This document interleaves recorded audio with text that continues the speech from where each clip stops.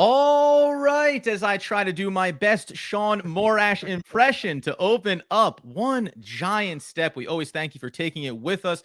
I am producer Adam Armbrecht. You've heard the name. Now you're seeing the face and the voice leading in the show with, of course, Paul Dottino.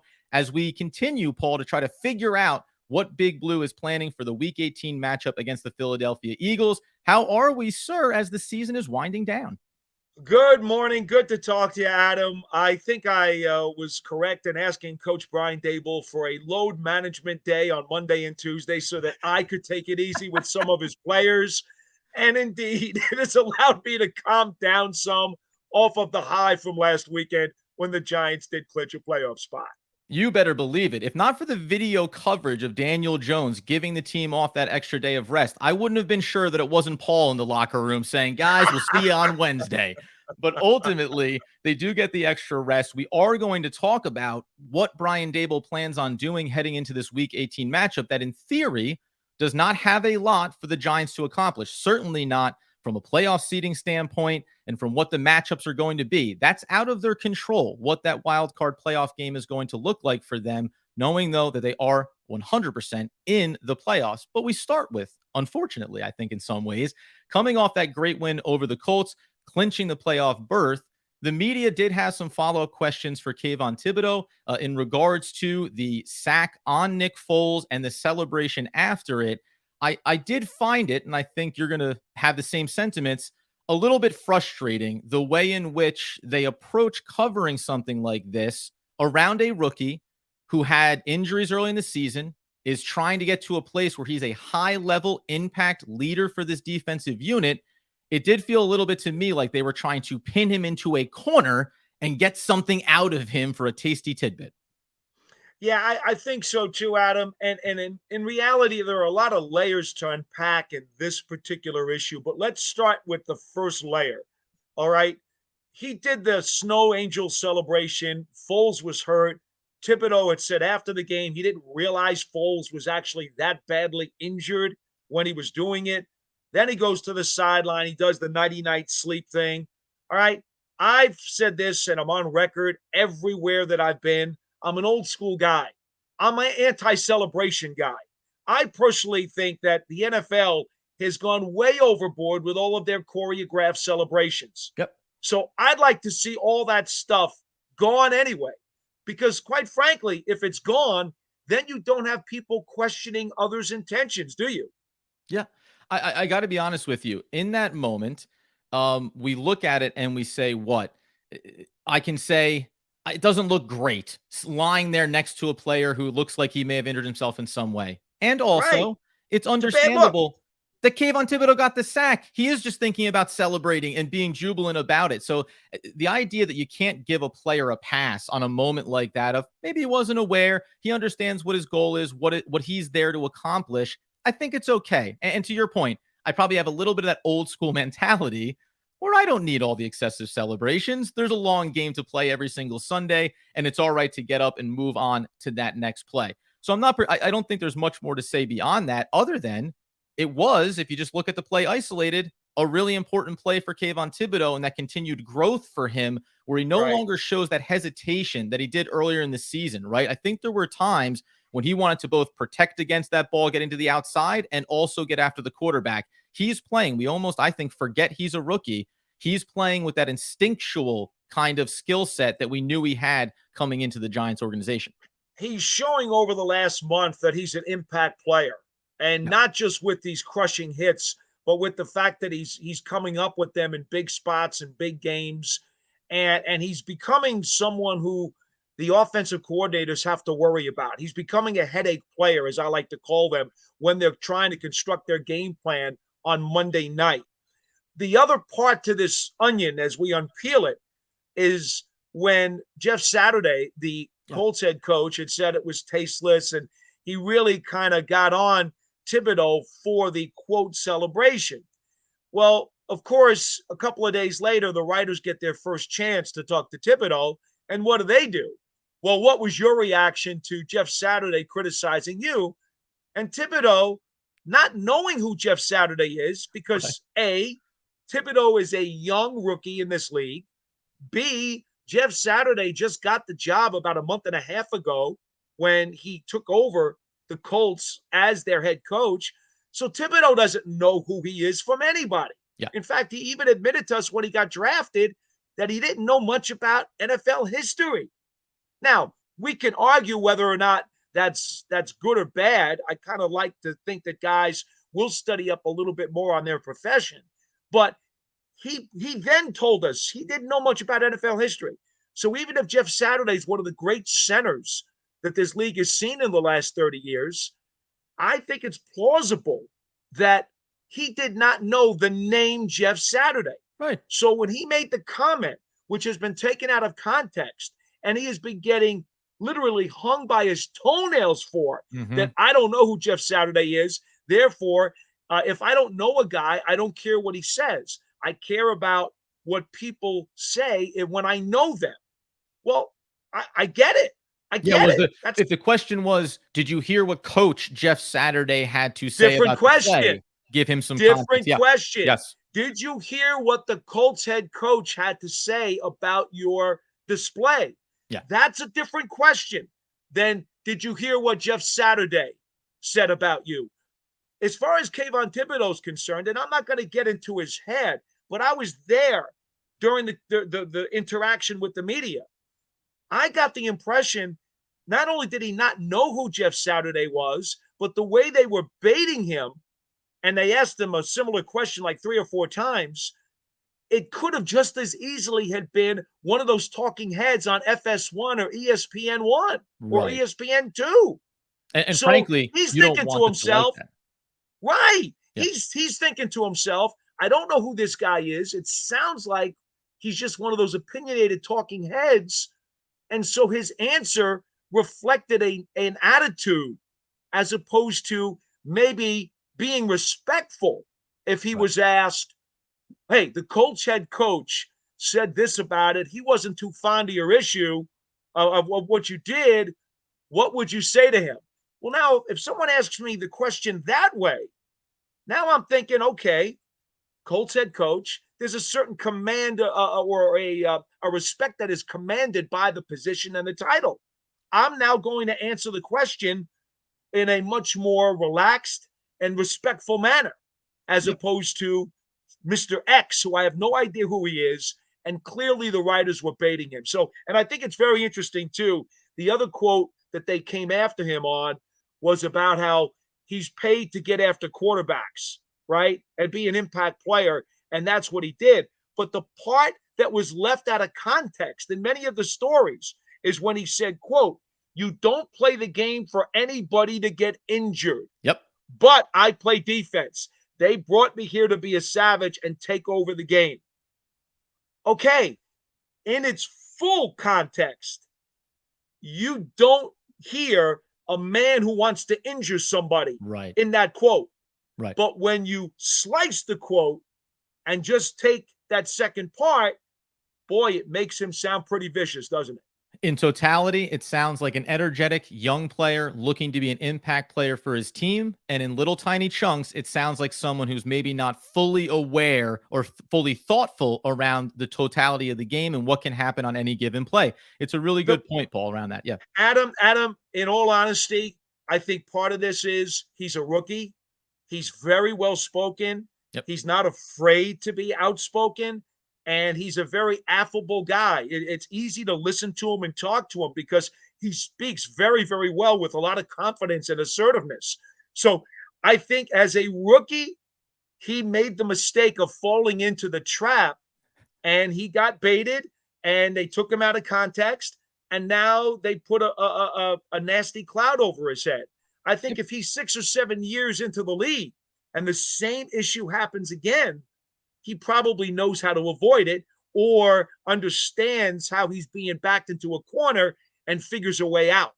And by the way, in this particular case, he's a rookie and he got pinned. And this is why players don't give interesting answers. This is why they don't go in depth with their responses, because ultimately sometimes you feel like if I say it the wrong way, if I speak too much on this, then all of a sudden it becomes a clip, it becomes a soundbite, and I start to get painted in a certain way that does not represent who I am as a player or what I want to be on the field. That being Adam, you're so right. You're so right. Oh, well, listen, excuse me. I'm going to go ahead and print that out quote and hang it on my bulletin board. I am so right from Paul Dottino. At this time, though, we're going to turn our attention over to now the week ahead. Obviously, the extra rest day rewarded by Daniel Jones to the team. What does it mean for this week 18 matchup? And what does Paul Dottino think about whether or not the Giants and Brian Dable should be resting key players or maybe everybody? We'll also hear from one Shaun Morash as I generously bow out from the conversation and allow Shaun to take over.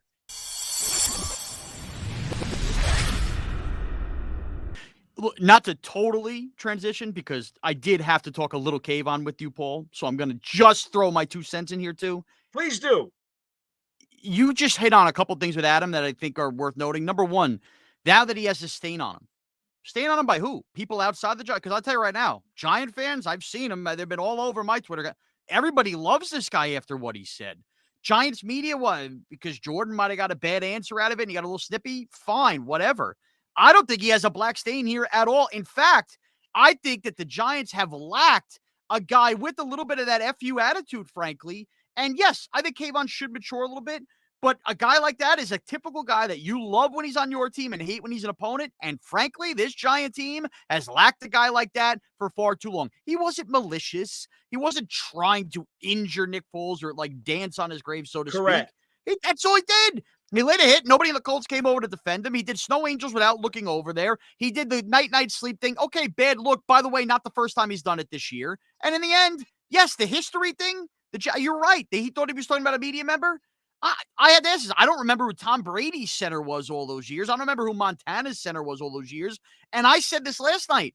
Last week, we saw a head coach not even know he could be eliminated. We've seen players not know overtime rules, but he has to know who a center was when he was 12 years old. I'm sorry. Get lost, Paul.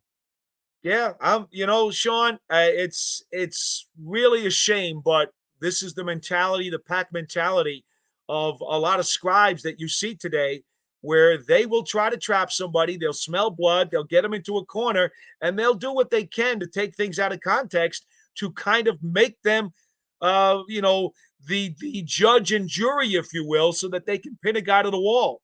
And I think that's what happened with Thibodeaux. I really do. Yeah, no doubt about it. Now, this is one giant step. We've had our victory Monday. It's time to look ahead to a week 18 as Adam transitioned us just a little while ago. And I think that the next burning question behind Kayvon Thibodeaux amongst Giant fans is to play or not to play. That shall be the question. All right, Paul, I have And I ain't no Shakespeare. You're not. No, neither am I, to be honest with you. Neither am I. All right, Paul, listen.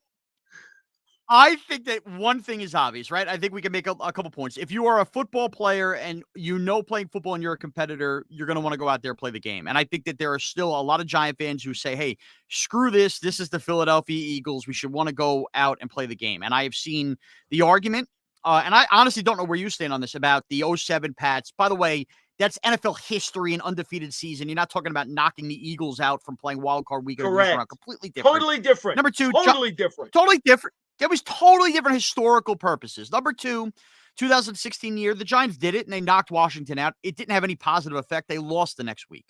Paul, let me just say this. We have spent here on One Giant Step, I know I have, and I know Giant fans have, weeks talking about Brian Dable's greatest error this year's head coach was having Adoree Jackson return punts and putting him in an unnecessary position. We have also spent weeks questioning how far good we think the Giants actually are and how deep they go to the playoffs. Why? Well, because of their roster lack of depth and lack of talent. We have spent weeks talking about if we had so-and-so in the lineup, we had so-and-so in the lineup, maybe they win that game. I think it's borderline idiotic to pound the drum, pound the table and say the starters, or at least you can't rest everybody, but at least the key players have to play. The Giants have had a ton of guys banged up. You don't want to get a starter like Dexter Lawrence or Daniel Jones or Andrew Thomas injured in a game like this, because then without having them, you have no shot the following week. And oh, by the way, another thing that separates this, the Giants starters and everybody, they've played their 16 games. Remember, this is much different. Now you have that extra game, which a lot of the pushback was player safety, player safety. If the Giants were in the Eagles spot right now, or the Giants had already clinched a 1 seed right now, we'd be celebrating them. Why? Because they would have earned a bye week and a week off. So how is this any different? How can't these guys have that same week off that they could have gotten if they got the 1 seed? Paul, I've really settled on this. I don't think any key player should see the field on Sunday. I agree with you. I think your list is very logical. It is very accurate. I think Coach Dable will see it the same way.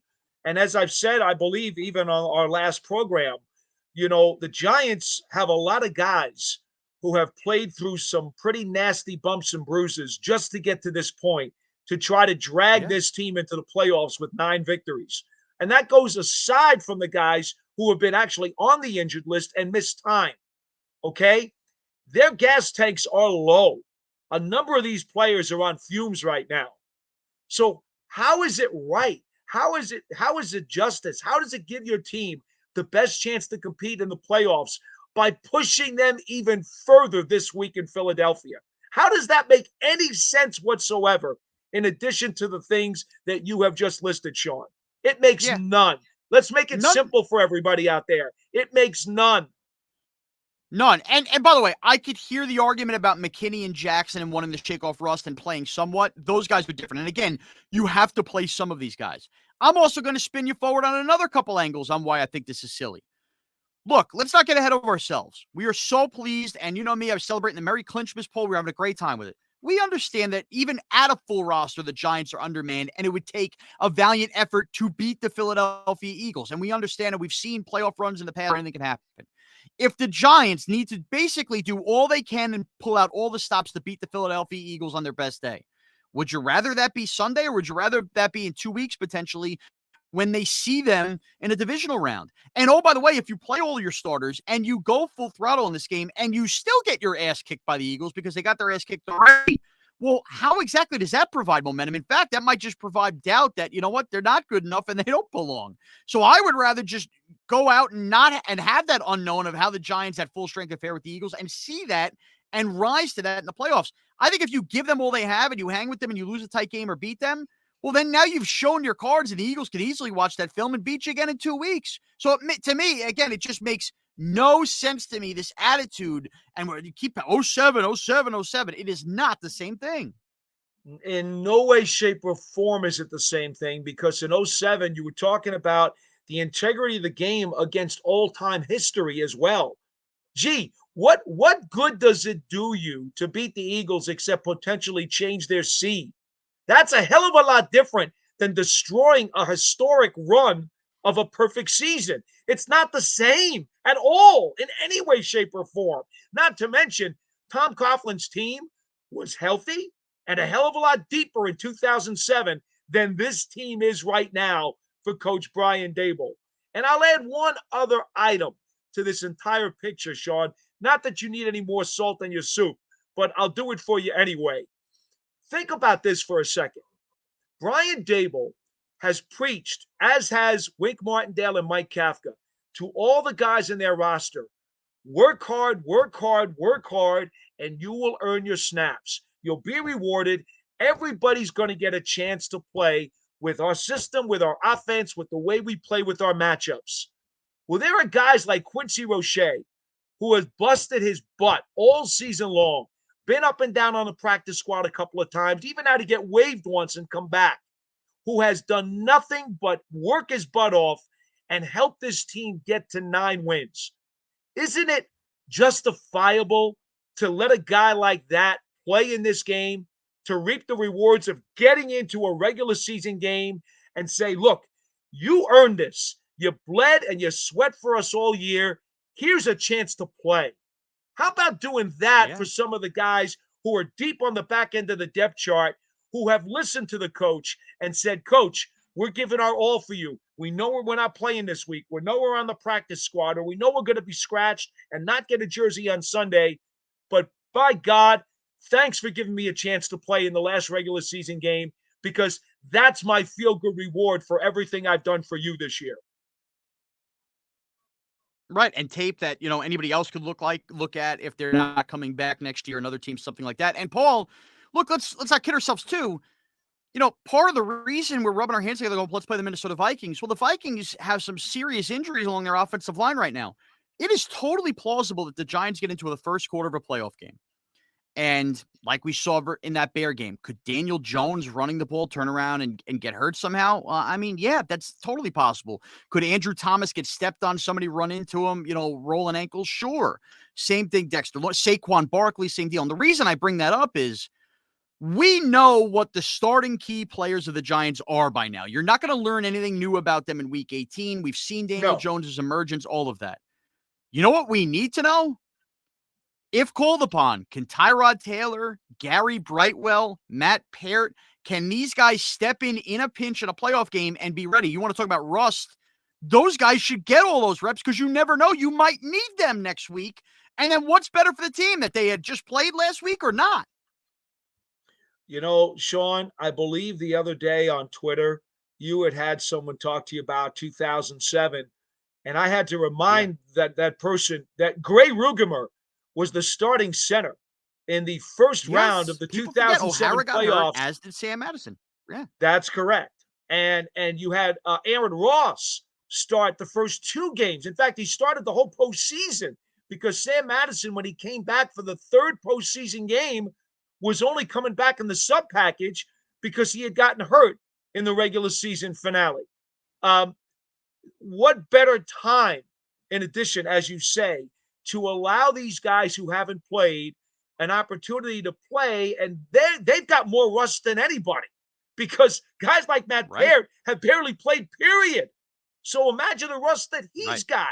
Get his rust scraped off in case he's needed to come in during the second quarter of a first-round playoff game. No, there's nothing.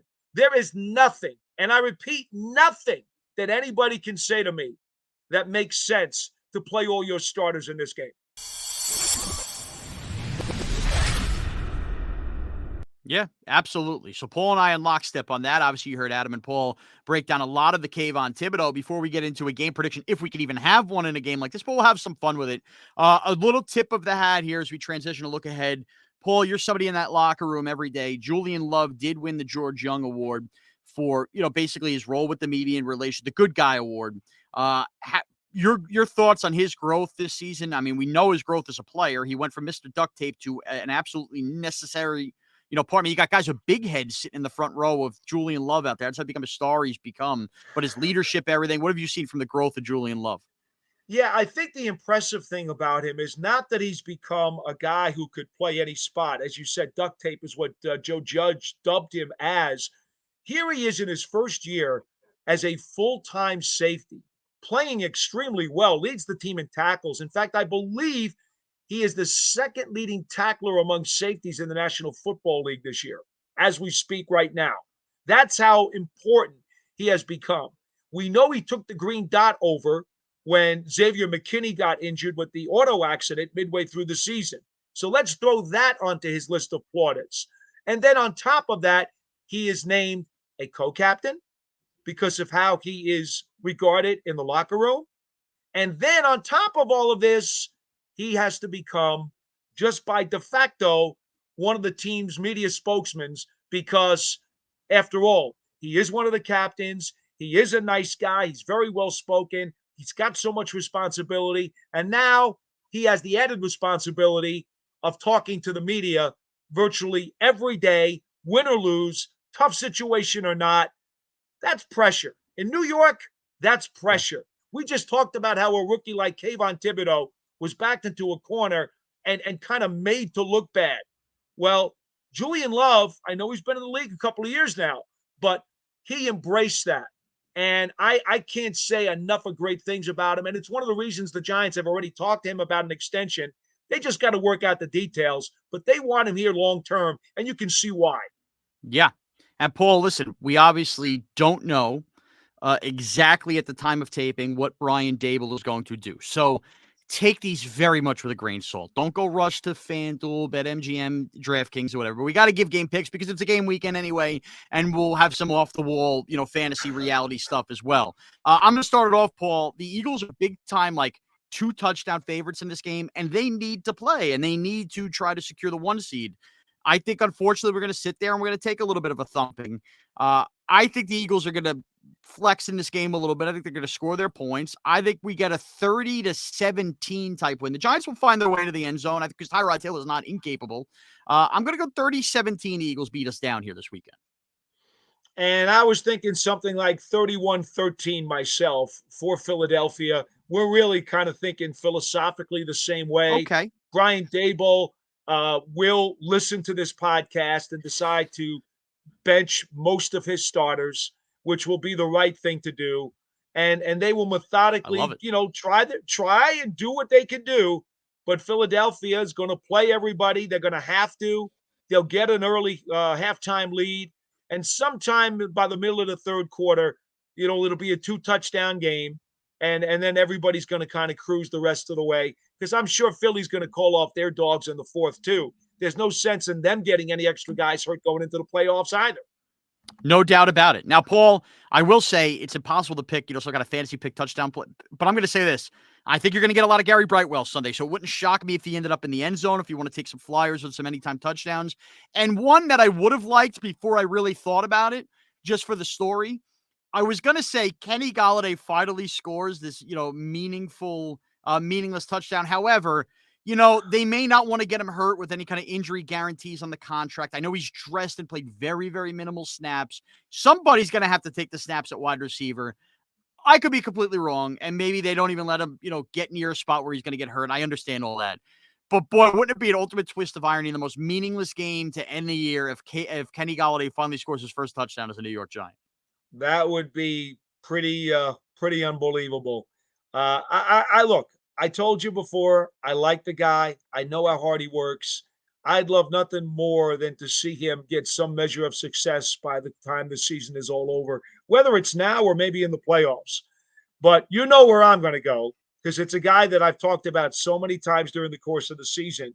And Matt Breida had 9 carries for 59 yards last week and showed that he still has a lot of gas in his tank. And I'm really pulling for Matt, because I know how frustrating it can be. You remember now, in his first 3 years with San Francisco, he had 5 100-yard games and ran for 800 yards during one of those seasons. He's a legit back who, over the course of his career, has had very good averages and numbers. And I think that Matt Breida is going to do some business this week. I love it. Matt Breida, Gary Brightwell, get those jerseys ready, Paul. We'll close out the regular season in style. 4:25 on CBS is the game. I guess it'll be a Nance and Romo game as well, as obviously it means the world for the Philadelphia Eagles. All right, Paul, look, we're going to enjoy the weekend. Any updates on getting the starters and everything? We can all get you on Twitter. Let everybody know where we can find you as always. That would be at Giants WFAN. You can follow me at Morash CBS. Thank you so much for producer Adam leading the way to start the show as well today. Hey, everybody feet up, relax. Don't stress out. Don't argue with everybody on social media about the starters playing and this, that, and the other thing. And thanks for taking one giant step with us.